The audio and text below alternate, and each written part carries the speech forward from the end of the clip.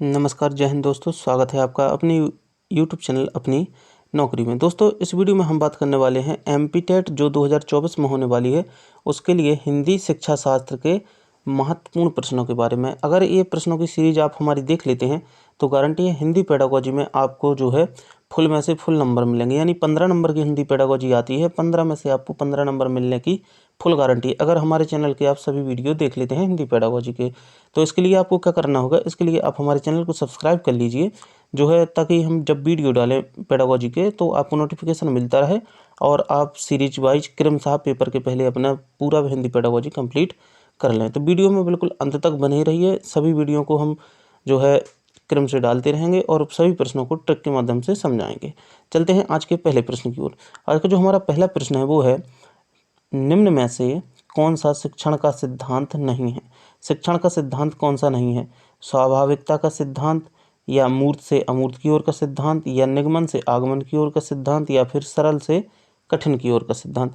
निम्न में से कौन सा शिक्षण का सिद्धांत नहीं है? शिक्षण का सिद्धांत नहीं है, बताइए।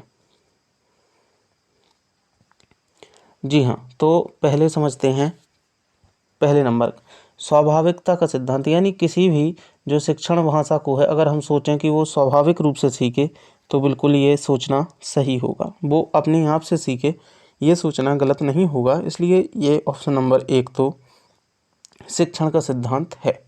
दूसरा है मूर्त से अमूर्त की ओर का सिद्धांत। अब हम छोटे छोटे बच्चों को पढ़ाते हैं तो वो अमूर्त वस्तुओं को कई बार नहीं जानते। मान लीजिए हमने उनको बताया बंदर, तो बंदर की मनोधारणा उनके मन में नहीं है, तो पहले हम बंदर का उनको मूर्त यानी चित्र दिखाएंगे या उनका कोई प्रतिलिपि दिखाएंगे और उसके बाद अमूर्त बताएंगे कि बंदर। ठीक है, तो ऑप्शन नंबर बी भी आपका शिक्षण का सिद्धांत जो कि है।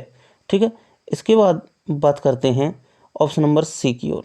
जो ऑप्शन नंबर सी है, निगमन से आगमन की ओर। निगमन से आगमन की ओर यानी कि हमें बच्चों को पहले कोई नियम बता देना है कि ये ऐसा ऐसा होता है, जो कि अक्सर स्कूलों में आज के समय में भी यूज किया जाता है। पहले हम किसी चीज़ का उनको नियम बता दें और उसके बाद उनको बताएं उसके उदाहरण, बल्कि ये गलत है। क्या हम ऐसा करें, पहले उनको नियम रटवा दें फिर उसके उदाहरण बता दें, ऐसा करें तो ये जो है पूरी तरह से गलत है और यही शिक्षण का जो है सिद्धांत नहीं है। ठीक है, कौन सा? ऑप्शन नंबर सी जो है इसका सही आंसर हो जाएगा, क्योंकि ऑप्शन नंबर सी शिक्षण का सिद्धांत नहीं है।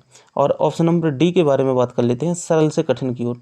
तो पहले हम बच्चों को सरल मनोधारणा या सरल कोई भी चीज़ है सरल सिखाएंगे। मान लीजिए हमें जोड़ सिखाना है तो पहले हम बच्चों को सिखाएंगे कि 2 + 1 बराबर कितना? 3। अब डायरेक्ट आप बता देंगे 102 105 को जोड़ के दिखाइए, तो ऐसे कैसे संभव है? तो हमें सरल से कठिन की ओर भी जो कि है जाना है।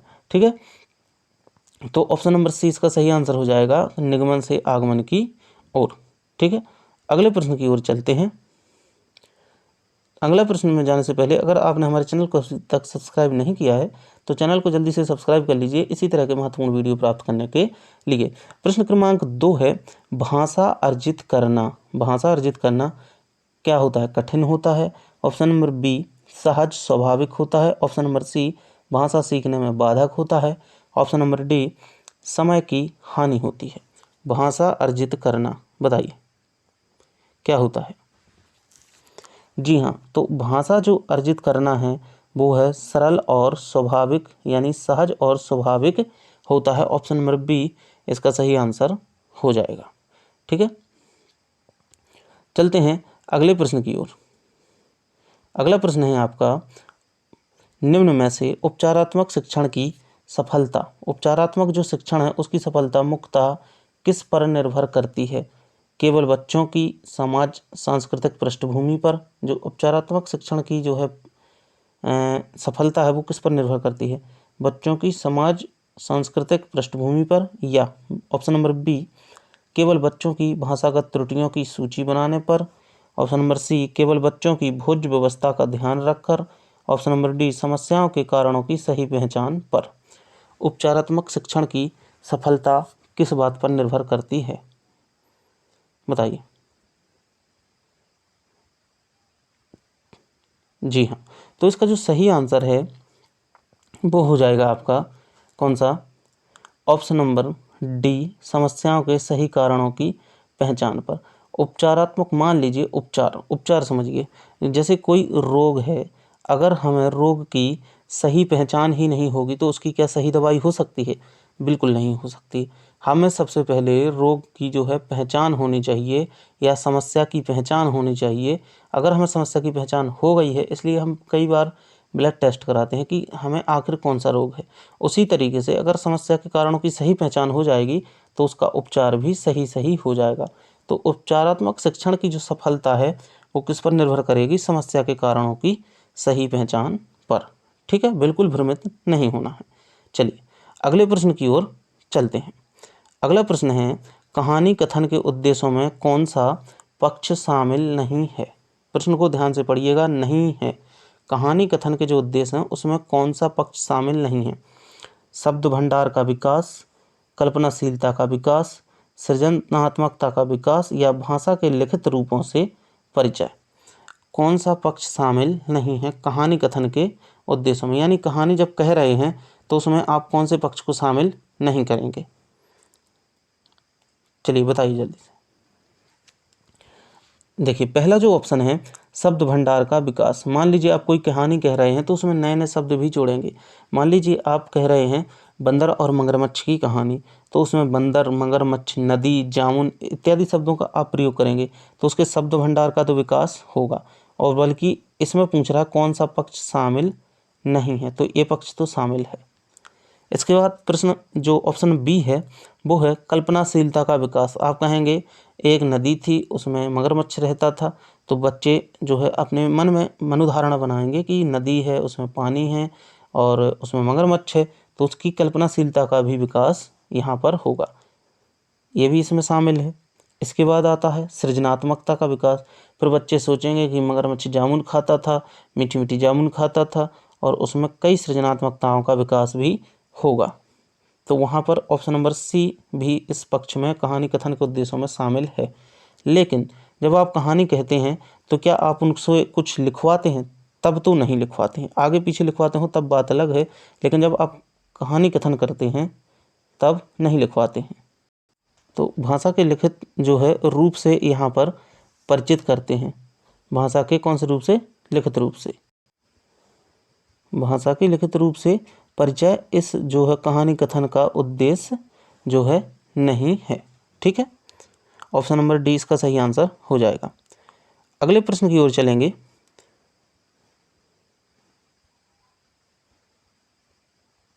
प्रश्न क्रमांक 5, निम्न मूल्यांकन का मुख्य उद्देश्य यह जानना है कि मूल्यांकन का जो उद्देश्य है वह यह जानना कि बच्चों ने कितने पाठ पढ़े हैं, यह जानना है, शिक्षक ने कितने पाठ पढ़ाए हैं, या बच्चे कैसे सीखते हैं, या अगली कक्षा में उन्नत करना। मूल्यांकन का मुख्य उद्देश्य क्या होता है बताइए। तो जो मूल्यांकन है उसका जो मुख्य उद्देश्य होता है वो होता है कि बच्चे जो हैं सीख कैसे रहे हैं, बच्चे हैं वो कैसे सीख रहे हैं, बच्चे कैसे सीखते हैं, यह जानना मूल्यांकन का मुख्य उद्देश्य होता है। ना कि बच्चों ने कितने पाठ पढ़े, कि कितने शिक्षक ने पढ़ाए, कि किस कक्षा में हमें उनको कक्षोन्नत करना है, ये सब जानना नहीं है। मूल्यांकन का मुख्य उद्देश्य होता है बच्चे कैसे सीखते हैं, इन बातों को जानना। ठीक है, चलते हैं अगले प्रश्न की ओर। प्रश्न क्रमांक 6, कविता को भावपूर्ण तरीके से पढ़ना खालिस्तान है। कविता शिक्षण का एक गौण उद्देश्य है। कविता को अगर भावपूर्ण तरीके से पढ़ रहे हैं तो क्या यह कविता शिक्षण का गौण उद्देश्य है, या कविता के भाव को समझने में सहायता करता है? भावपूर्ण तरीके से पढ़ना उसके भाव को जो है समझने में सहायता करता है, या बच्चों का मनोरंजन करता है, या बच्चों को छंद अलंकार की जानकारी देता है? कविता को भावपूर्ण तरीके से पढ़ना क्या कार्य करता है बताइए। तो जो कविता है उसको अगर बच्चे भावपूर्ण या शिक्षक भावपूर्ण तरीके से पढ़ रहे हैं तो उससे कविता के भाव को समझने में जो है सहायता मिलती है। ऑप्शन नंबर बी इसका सही आंसर हो जाएगा। ठीक है, अगले प्रश्न की ओर चलते हैं। अगले प्रश्न पर जाने से पहले अगर आपने अभी तक जो है चैनल को सब्सक्राइब नहीं किया है तो अभी चैनल को सब्सक्राइब कर लीजिए इसी तरह के महत्वपूर्ण वीडियो प्राप्त करने के लिए। अगला प्रश्न है आपका, लिखित कार्य की जांच में बच्चों की सहायता लेने से, जैसे मान लीजिए आपने कोई सुलेख लिखा या लिखवाया बच्चों से और उनसे कहा आप इनकी कापी चेक करो, आप उनकी कापी चेक करो, या कोई आपने जो है शॉर्ट छोटी सी परीक्षा ली तो एक दूसरे के बच्चों की कापियां चेक करवाई, तो उससे आपको क्या सहायता मिलेगी? लिखित कार्य में बच्चों की सहायता लेने से क्या होगा बताइए? केवल पठन कौशल का अभ्यास होता है, या बच्चे ज़्यादा गलतियां ढूंढना सीख जाते हैं, या फिर बच्चों को दूसरों के हस्तलिखित सामग्री को पढ़ने का अवसर और अवलोकन क्षमता का विकास होता है, या ऑप्शन नंबर डी, बच्चे दूसरों के विचारों से परिचित होते हैं। बताइए क्या होता है? तो लिखित कार्य की जांच में बच्चों की सहायता लेने से जो है क्या लाभ है?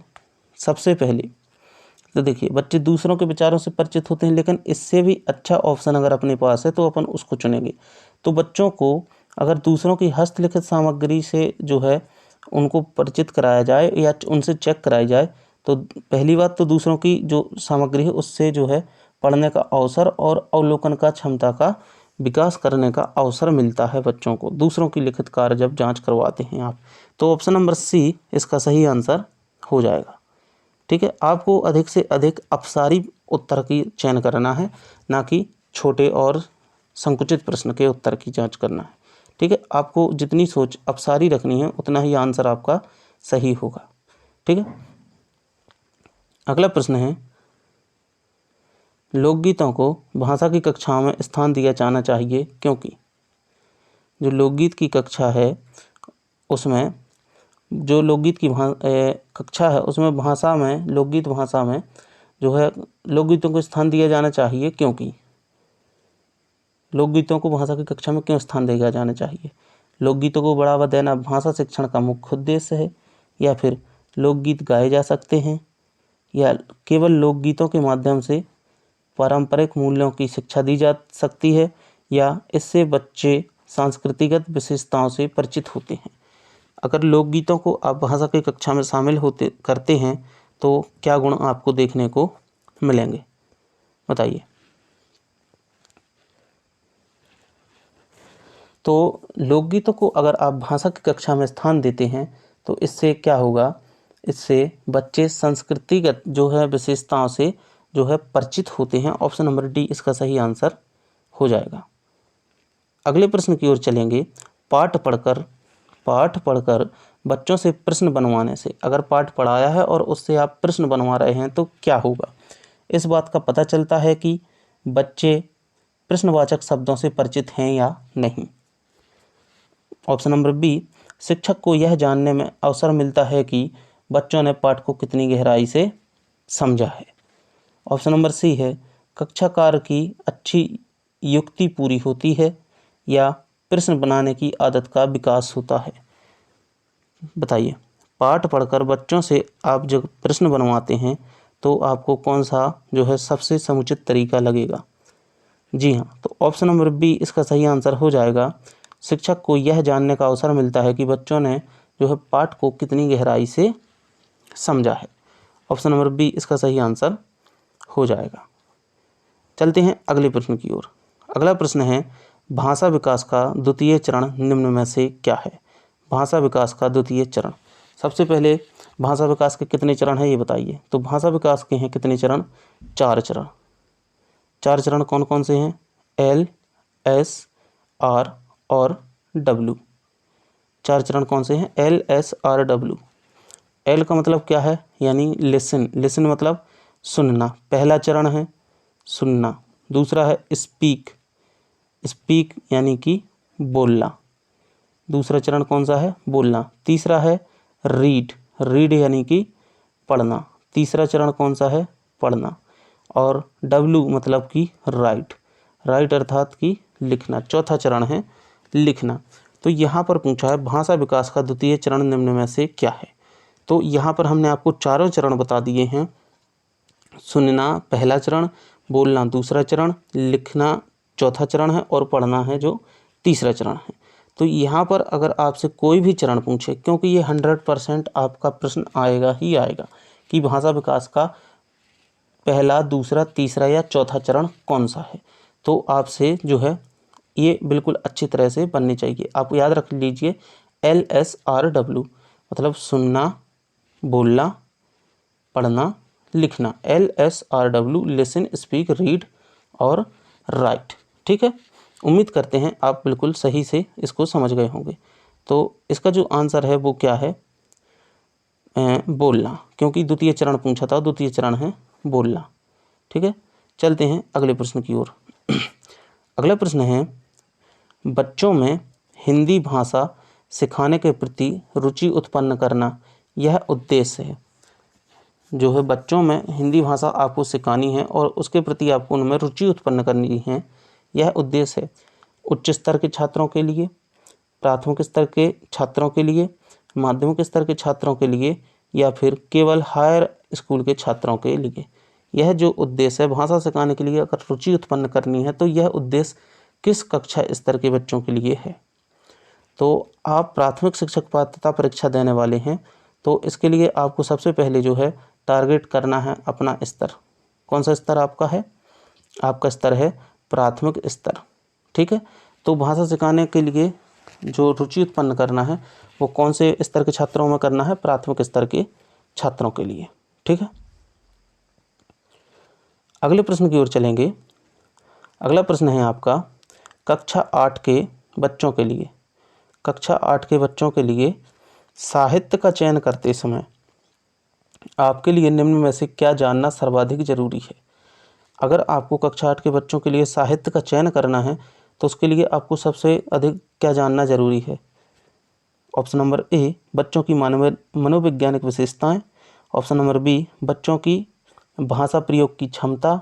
ऑप्शन नंबर सी, पुस्तक के प्रकाशन से संबंधित जानकारी। या ऑप्शन नंबर डी, बच्चों की मनोवैज्ञानिक विशेषताएं और भाषा प्रयोग की क्षमता। कक्षा 8 के बच्चों के लिए आपको साहित्य का चयन करना है, जिसके लिए आपके पास किस चीज़ की जानकारी सर्वाधिक होनी चाहिए ताकि आप उनके लिए सही साहित्य का चयन कर सकें। मनोवैज्ञानिक विशेषताएं ये हो सकता था अगर इससे भी विस्तृत उत्तर इसमें ना दिया होता। तो इसमें दिया है बच्चों की मनोवैज्ञानिक विशेषताएं, एक ही ऑप्शन 2 में है, लेकिन साथ साथ में इसमें दिया है भाषा प्रयोग की क्षमता। तो ऑप्शन नंबर डी इसका बिल्कुल सही आंसर हो जाएगा, क्योंकि हमें विस्तृत उत्तर की ओर जो है जाना है, ना कि संकुचित। तो ऑप्शन नंबर डी इसका सही आंसर हो जाएगा। ठीक है, चलते हैं अगले प्रश्न की ओर। अगला प्रश्न है नाटक, सिनेमा, परिचर्चा, वाद विवाद आदि बच्चों की खालिस्तान व स्वाभाविक खालिस्तान प्रतिक्रिया व्यक्त करने में की क्षमता का विकास करने में मदद करते हैं। कौन कौन? नाटक, सिनेमा, परिचर्चा और वाद विवाद। तो बच्चों की स्वतंत्र, मौखिक एवं लिखित अभिव्यक्ति जो है करने में उनकी मदद करते हैं। तो ऑप्शन नंबर ए इसका सही आंसर हो जाएगा। ठीक है, चलते हैं अगले प्रश्न की ओर। अगला प्रश्न है भाषा सीखने में होने वाली त्रुटियां। भाषा जो सीखते हैं जब होती हैं त्रुटियां तो बच्चे, शिक्षक, पाठ्यक्रम आदि की असफलताओं के संकेतक हैं। भाषा सीखने में जो त्रुटियां होती हैं वो क्या बच्चे, शिक्षक, पाठ्यक्रम आदि की असफलता के संकेतक हैं या फिर सही नहीं हैं, इनके प्रति कठोर रवैया अपनाना चाहिए, या भाषा सीखने की प्रक्रिया के स्वाभाविक पड़ाव हैं, या ऑप्शन नंबर डी भाषा प्रयोग की असफलता की ओर संकेत करते हैं। भाषा सीखने में जब त्रुटियां होती हैं तो ये किसके संकेतक हैं बताइए। बिल्कुल सही, ऑप्शन नंबर सी की ओर जाएंगे। भाषा सीखने की प्रक्रिया के जो है स्वाभाविक पड़ाव हैं। अगर भाषा सीखने के समय होने वाली कोई भी त्रुटियों के बारे में आता है तो अगर वहाँ पर आपको सहज एवं स्वाभाविक पड़ाव मिले ऑप्शन में तो आप उसको टिक कर दीजिए, क्योंकि वो आंसर होने के जो है 80 से 90% चांसेस सही होते हैं। बस वो ऑप्शन पर डिपेंड करता है कि कौन सा ऑप्शन सही होगा। तो यहाँ पर जो है ऑप्शन के अनुसार सी इसका सही आंसर हो जाएगा कि भाषा सीखने में होने वाली त्रुटियाँ जो है भाषा सीखने की प्रक्रिया का स्वाभाविक पड़ाव हैं। ठीक है, इस वीडियो का अंतिम प्रश्न है, डेली हम 15 प्रश्नों को डिस्कस करेंगे। तो अंतिम प्रश्न है पाठ्य पुस्तक भाषा शिक्षण में मुख्यतः क्या सहायता करती है। पाठ्य पुस्तक भाषा शिक्षण में मुख्यतः क्या सहायता करती है? बच्चों को विभिन्न पर्वों की जानकारी देती है, या व्याकरणिक नियमों को कंठस्थ कराती है, भाषा की विभिन्न घटनाएं प्रस्तुत करती है, या बच्चों का आकलन करती है। पाठ्य पुस्तक भाषा शिक्षण में मुख्यतः क्या सहायता करती है, बताइए। तो जहाँ पर कंठस्थ, रटना इत्यादि आए वहाँ पर उसको तो गलत कर ही देना है, ठीक है। इसके बाद बच्चों का आकलन करती, पाठ्य पुस्तक कहाँ से आकलन करेगी? या विभिन्न पर्वों की जानकारी देती है, ये तो देती हैं, लेकिन उससे भी विस्तृत उत्तर अपने पास है कि भाषा की विभिन्न घटनाएं प्रस्तुत करती हैं। ये आंसर इसके लिए बिल्कुल सटीक है। तो ऑप्शन नंबर सी इसका सही आंसर हो जाएगा 15वें प्रश्न के लिए, ठीक है। तो यहाँ पर हमने कुछ 15 प्रश्न डिस्कस किए हैं। आपके कितने उत्तर सही हैं जल्दी से कमेंट करके वीडियो में बताइए, और जल्द ही आपके लिए नेक्स्ट वीडियो आएगा इसी महत्वपूर्ण वीडियो की तरह। तो इसी तरह के और वीडियो प्राप्त करने के लिए चैनल को अभी सब्सक्राइब करें और बेल आइकन को ज़रूर प्रेस करें, ताकि इसी तरह के जब भी वीडियो अपलोड करें आपको नोटिफिकेशन मिल जाए और आप वीडियो को देख लें। मिलते हैं अगले वीडियो में। जय हिंद।